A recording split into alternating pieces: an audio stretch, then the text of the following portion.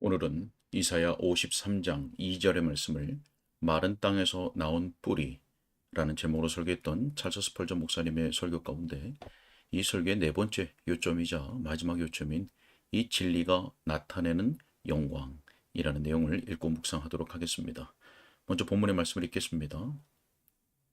그는 주 앞에서 자라나기를 연한 순 같고 마른 땅에서 나온 뿌리 같아서 고운 모양도 없고 풍채도 없은즉 우리가 보기에 흠모할 만한 아름다운 것이 없도다.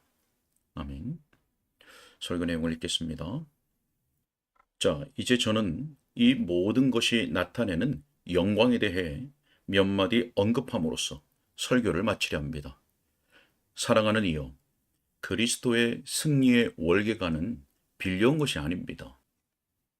그분이 영광 중에 오실 때 그분의 벗들 중에서 이와 같이 말하는 자는 아무도 없을 것입니다. 오 왕이시여, 당신의 면류관에 있는 그 보석들은 저의 덕택입니다. 어느 누구도 그런 식으로 속삭일 자가 없을 것입니다. 만약 영예가 대장에게 주어진다면 그것은 결국에는 군사들의 전투 덕분이지요. 하지만 모든 사람들이 그리스도께서 모든 일을 시작하고 끝내신 분이시라고 인정할 것이며 따라서 그분이 그 모든 영광을 가지셔야 합니다. 그분과 함께 있었던 우리는 마른 땅이었으며 그분이 우리에게 생명을 주신 것이지 반대로 우리에게 무언가를 신세지신 적이 없습니다. 세상의 종말에 이르면 그리스도께서 얼마나 공을 들여 그분의 승리를 망쳐 놓을 수 있었던 모든 요소들을 떨쳐 버리셨는가를 볼 수 있을 것입니다.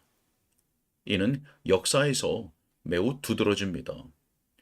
하나님의 교회는 영광스럽게 진군하여 열방들을 복종시켰으며 마침내 저 세례받지 않은 이방인 콘스탄티누스가 자기를 위한 국가 정책의 일환으로서 잃어버릴 수도 있었던 권자를 확보하기 위해 기독교인들을 자기 편으로 끌어들여야겠다고 생각할 정도가 되었습니다.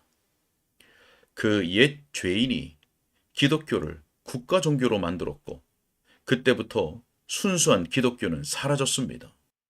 그 당시 이탈리아의 한 계곡에 가지 않고서는 순수한 종교를 찾을 수 없었습니다. 박해받는 왈도파 사이에서나 순수한 종교는 명백을 유지했습니다. 종교는 왕의 손이 교회에 접촉함으로써 영적인 질병을 감염시킨 이후로 진정하고 참되며 순수한 경건의 관점에서 볼 때 거의 존재하지 않게 되었습니다. 그 암흑의 시대는 교회가 육체의 팔을 의지한 것 때문에 초래한 징계였습니다. 그때 종교 개혁이 도래했습니다. 사람들이 복음을 전하고 오직 영적인 권세에만 의지하는 동안에는 심지어 박해조차도 복음이 전파되는데 일조했습니다. 하지만 헨리 8세와 엘리자베스와 같은 죄인들은 왕족의 날개를 교회 위에 펼쳤고 교회는 병들고 거의 죽게 되었습니다. 멸시받는 청교도들이 십자가에 못 박히신 주님의 대변자들이 되었습니다. 이 청교도들의 수가 늘어났던 시대에 그들은 오류를 범했습니다. 그들은 칼을 들었고 육체의 힘으로써 우세하게 되자 청교도 영성은 쇠퇴하게 되었습니다. 왜냐하면 누구든지 그런 방식으로 하나님께 영광을 돌릴 수 있다고 생각하는 자가 있다면 하나님이 그와 아무런 상관을 하지 않으실 것이기 때문입니다.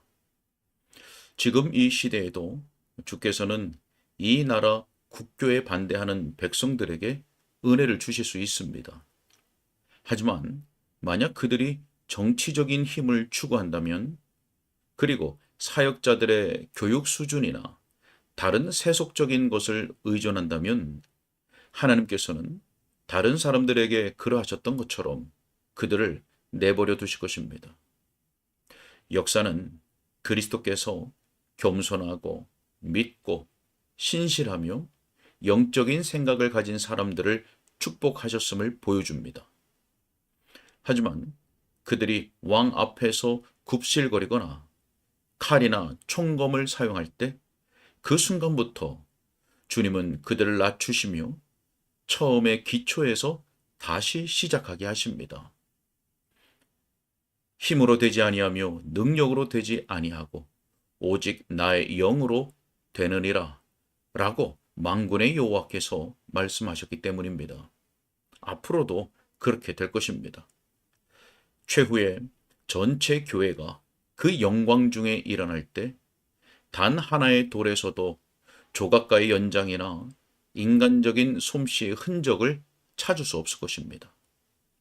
바닥에서부터 꼭대기에 이르기까지 인간 석공의 흔적은 찾을 수 없을 것이며 어떤 왕도 내가 저 귀감남석으로 된 아름다운 창문을 제공했지 라고 말하지 못할 것이며 어떤 제후도 내가 저 청옥과 녹옥수로 된 첨탑을 바쳤다 라고 말하지 못할 것입니다.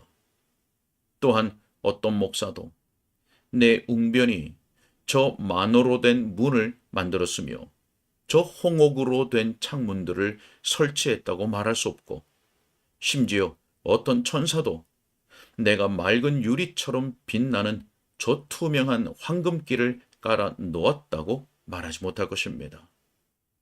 결코 그렇지 않습니다. 그 공은 오직 여호와께 하나님 한 분께 돌려질 것입니다. 하나님의 작정 속에서 놓여진 기초, 서로 결합되어 구주의 속죄의 피로 아름답게 물들여진 돌들, 살아계신 하나님의 신비한 영이 만드시고 배치시켜 놓으신 각각의 보석들, 그리고 적절한 구조로 짜여진 전체 성전이 그 기초에서 첨탑에 이르기까지 하나님의 영광으로 밝게 빛날 것입니다. 그것은 하나님께 대해 말하고 오직 하나님께 대해서만 말할 것입니다. 그 성전이 완성될 때 땅 끝에서부터 이런 외침이 들려올 것입니다. 할렐루야, 주 우리 하나님 곧 전능하신 이가 통치하시도다. 다른 모든 환호성은 침묵할 것입니다. 오직 이 찬송이 다른 모든 소리를 압도하여 잠잠케 할 것입니다. 우리의 마음 속에서도 다른 모든 소리는 잠잠케 되기를 바랍니다. 그날 오직 주님께서 높임을 받으실 것이니 이는 그가 하나님이시고 그와 같은 이가 아무도 없기 때문입니다. 아멘. 또 아멘. 여기까지입니다. 네. 영적으로 우리는 마른 땅과 같다는 것을 기억해야 합니다. 교회든 몸된 교회의 각 지체들이든 육체와 세상적인 힘과 방식을 의지하며 추구한다면 하나님은 우리를 낮추실 것이며 또 그렇게 낮추셔도 우리가 돌이키지 않아서 그 낮추시는 일들이 소용이 없게 되면 하나님은 함께하지 않으시고 아무 상관도 하지 않으실 것입니다. 이것은 오직 하나님께서만 영광을 받으시기 위한 거룩한 방식이고 조치입니다.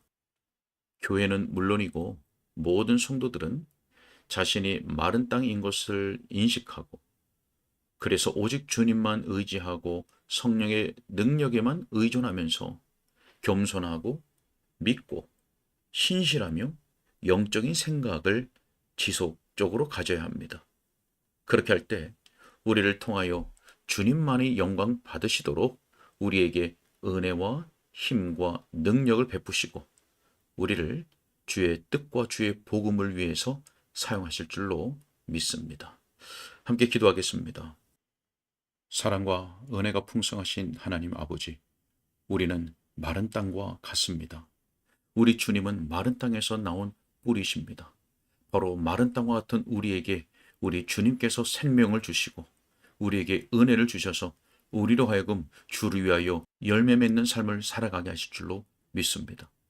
그렇기 때문에 우리는 육체나 또 세속적인 힘과 방식을 결코 의지해서는 안 되고 오직 우리 주 예수 그리스도와 그분의 성령만을 의지하며 의존해야 할 줄로 믿습니다.